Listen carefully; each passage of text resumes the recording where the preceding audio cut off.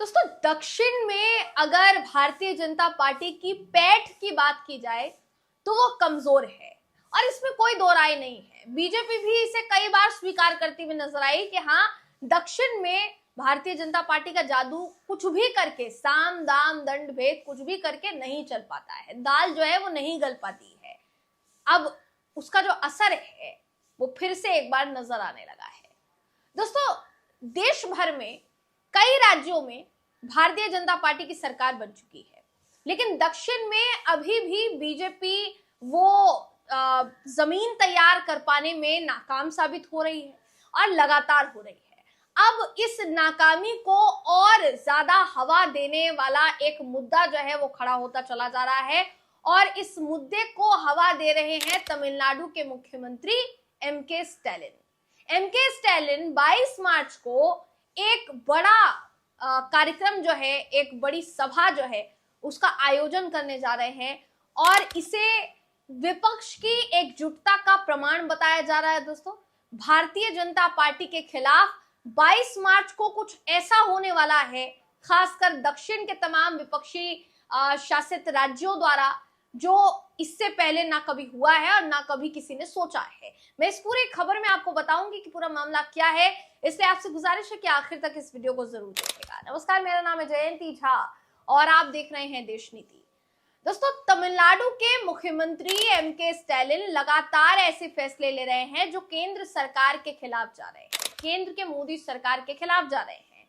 ये पूरा मामला शुरू होता है परिसीमन को लेकर। सरकार चाहती है, यानी देश की सरकार, केंद्र सरकार चाहती है कि परिसीमन जो है वो हो। अगर परिसीमन हो जाता है तो दक्षिण के तमाम राज्यों के जितने भी प्रतिनिधि हैं, जितनी भी पार्टियां हैं, उनको ये डर है कि अगर परिसीमन हुआ तो दक्षिण की भूमिका जो है वो देश में कम करने की कोशिश की जाएगी, जिसके खिलाफ ये पूरा का पूरा विरोध अब होना शुरू हो गया है। शुरुआत तमिलनाडु से ही हुई, एमके स्टैलिन ने ही की, लेकिन ऐसा लगता है अगर इसका अंत होगा तो सिर्फ एमके स्टैलिन के विरोध से नहीं होगा, बल्कि दक्षिण की तमाम पार्टियों के प्रतिनिधियों के विरोध के साथ होगा। ये इसलिए मैं कह रही हूँ दोस्तों, क्योंकि अगर आप कहेंगे दक्षिण में तमाम जो राज्य बहुत इंपॉर्टेंट है, उनमें से 5 राज्य जिनका नाम आप ले सकते हैं, 4 से 5 राज्य, जिसमें आपका तमिलनाडु आता है, केरल आता है, तेलंगाना आता है, कर्नाटक आता है, आंध्र प्रदेश आता है। ये तमाम वो राज्य है जहां भाजपा की जो दाल है वो गलना मुश्किल है। ये बात अलग है कि आंध्र प्रदेश के जो सीएम है उन्होंने एक वक्त में अपना समर्थन मोदी सरकार को दिया, लेकिन ये जो पूरा मामला है जो एमके स्टैलिन खड़ा कर रहे हैं जिस मुद्दे को, उसमें आंध्र प्रदेश भी अब जाकर तमिलनाडु की सरकार के साथ हाथ से हाथ मिला रहा है।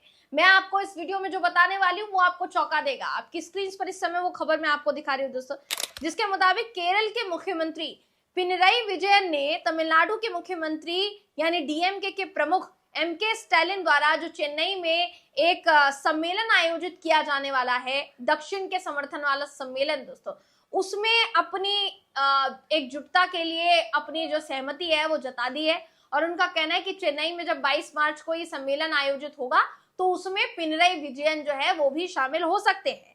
ये जो सम्मेलन है बीजेपी के नेतृत्व वाली केंद्र सरकार द्वारा एक तरफा संसदीय क्षेत्र परिसीमन प्रयास के खिलाफ आयोजित किया जा रहा है और दक्षिण भारत की तरफ से एक तरीके से कहा जाए तो विपक्षी एकजुटता का प्रमाण इसको बताया जा रहा है।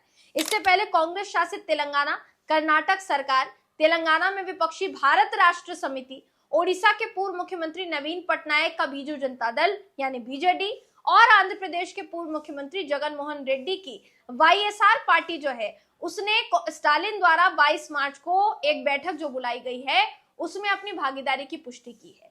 यानी तेलंगाना हो गया, कर्नाटक हो गया, तेलंगाना और कर्नाटक दोनों में कांग्रेस की सरकारें हैं, केरल में वाम की सरकार है दोस्तों। दूसरी तरफ बात की जाए तमिलनाडु में, तो तमिलनाडु में खुद डीएमके की सरकार है, स्टालिन जो है वो पूरी की पूरी भूमिका जो है निभा रहे हैं। दूसरी तरफ चौंकाने वाला विषय ये भी है कि तेलंगाना में कांग्रेस के खिलाफ एक पार्टी है जिसको कांग्रेस ने तेलंगाना में विधानसभा चुनाव जीतकर रास्ते से हटाया था, वो है बीआरएस यानी भारत राष्ट्र समिति दोस्तों। वाईएसआर की पार्टी, उन्होंने भी अपनी जो सहमति है जता दी है कि 22 मार्च को जो सम्मेलन आयोजित होने वाला है उसमें हम शामिल होंगे। अब केरल के लिए ये कहा जा रहा था कि इस मुद्दे से शायद वो दूरी बना रहा है। केरल के जो मुख्यमंत्री पिनराई विजयन, उनका अभी तक इस पूरे मामले पर कोई बयान नहीं आया था, किसी तरीके की कोई प्रतिक्रिया सामने नहीं आई थी, जिसके बाद ये अंदाजा लगाया जाना शुरू हो गया था कि दक्षिण के राज्यों में शायद केरल वो एक ऐसा राज्य हो सकता है जो इस पूरे मामले से दूरी बनाए। लेकिन इस खबर के बाद अब ये गलतफहमी भी दूर हो गई है। केरल ने इस पूरे मुद्दे पर चुप्पी साधी हुई थी, संकोच करते उसको देखा जा रहा था, लेकिन अब इस पूरे मामले में वो भी समर्थन में आकर खड़ा हो गया है, क्योंकि दक्षिण भारत में तमिलनाडु, केरल में जो है विरोध की सरकारें हैं दोस्तों, भाजपा विरोधी सरकारें हैं, और इसे दक्षिणी राज्यों की राजनीतिक दलों की एकजुटता के रूप में फिलहाल के लिए देखा जा रहा है। अब ये भी कहा जा रहा है कि ये जो पूरा मुद्दा है दक्षिण बनाम उत्तर भारत होने वाला है। दक्षिण भारत में तमाम विपक्षी पार्टियां, चाहे वो कांग्रेस की पार्टी हो, चाहे वो वाम की पार्टियां हो, लेफ्ट हो, ये जितनी भी पार्टियां हैं दोस्तों, अब ये खड़ी हो रही है उत्तर में भारतीय जनता पार्टी की सरकारों के खिलाफ। पिनराई विजयन ने निर्वाचन क्षेत्र परिसीमन एक तरफा कदम के खिलाफ एकता शीर्षक से एक बयान जो है वो जारी किया, और ये जो बयान है तमिलनाडु के सूचना प्रौद्योगिकी मंत्री पलानीवेल थियागाराजन और सांसद डॉक्टर तमिझाची थंग पांडियन द्वारा व्यक्तिगत रूप से उनसे मिलकर स्टालिन का निमंत्रण जो है उनके देने के बाद आया है।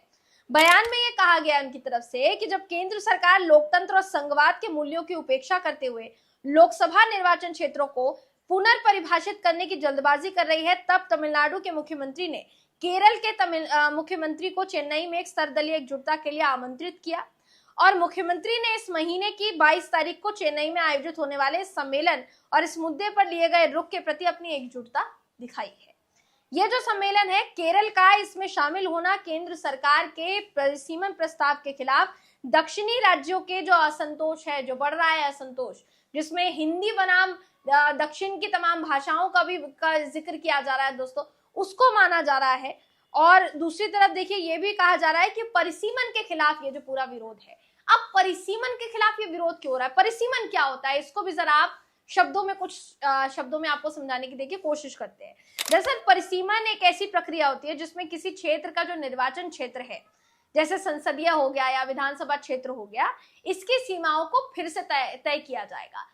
कैसे तय किया जाएगा, वहां की जनसंख्या में जो बदलाव हुए हैं उसके आधार पर इसकी जो सीमाएं हैं तय की जाएगी। इसमें हो ये सकता है कि सीटें जो है वो बढ़ा दी जा सकती है, लेकिन अगर ऐसा होता है तो फिर जो कहीं ना कहीं आप कहेंगे योगदान है वो धीरे धीरे दक्षिण का जो है कम होगा, ऐसा उनका कहना है। अब कई विरोध की वजह है जो आपको मैं बताना चाहूंगी कि जनसंख्या के नजरिए से अगर देखा जाए तो दक्षिणी राज्यों ने परिवार नियोजन जैसे जनसंख्या कंट्रोल में अगर कहा जाए तो सबसे बड़ी सफलता हासिल की है। दूसरी तरफ बात की जाए उत्तर के राज्यों की, तो वहां की जनसंख्या नियंत्रण जो है, जो स्पीड है वो उतनी ज्यादा नहीं जितनी दक्षिण के राज्यों की है।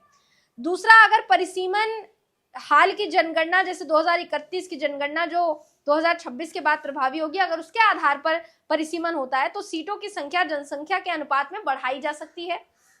इससे क्या होगा, उत्तरी राज्य जहां जनसंख्या ज्यादा है उनको लोकसभा में ज्यादा सीटें मिलेंगी, जबकि दक्षिणी राज्यों की सीटें जो हैं वो कम हो सकती हैं।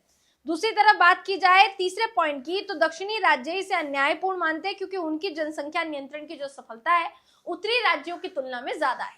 तो उनका कहना है कि अगर हम इस क्षेत्र में सबसे आगे हैं तो फिर हमें उत्तर भारत की तुलना में इतनी कम सीटें क्यों दी जाएगी, इस बात का विरोध जो है वो किया जा रहा है। दूसरी तरफ दक्षिण बनाम उत्तर की भी बात जो है कही जा रही है, हालांकि ऐसा नहीं होना चाहिए दोस्तों। भारत एक है, भारत को दक्षिण और उत्तर में नहीं बांटा जाना चाहिए, चाहे वो कोई भी क्यों ना हो।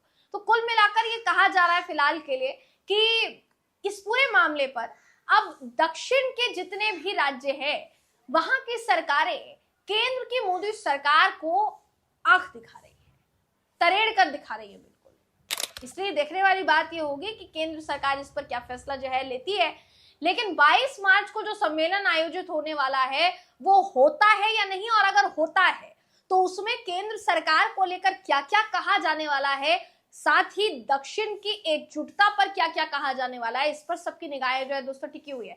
क्योंकि अगर ये सम्मेलन होता है और इसमें एक मंच पर तमाम दक्षिण भारत के जितने भी राज्य हैं उनके नेता नजर आते हैं, तो ये मुश्किलें पैदा कर सकता है केंद्र की मोदी सरकार के लिए और भारतीय जनता पार्टी के लिए। ऐसा आपको लगता है या नहीं?